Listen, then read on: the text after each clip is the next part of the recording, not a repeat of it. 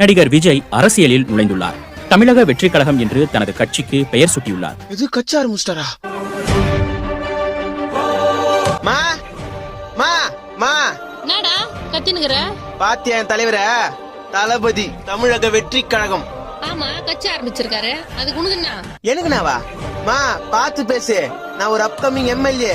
எம்எல்ஏவா? என் தலைவர் முதலமைச்சரானா அவருக்கு ரசிகனா இருக்கிற நான் யாரு? வருங்கால எம்எல்ஏ. என்ன வெட்டி பையன் தான் சொன்னது இவ்வளவு நாளா.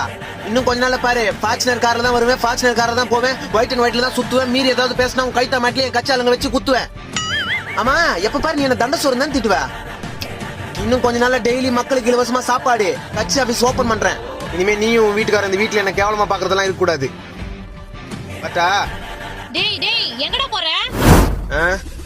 பிரச்சாரத்துக்கு. டேய் இருடா, அவங்க நீ தான கட்சி பேர் அறிவிச்சிருக்காங்க. டேய் டேய்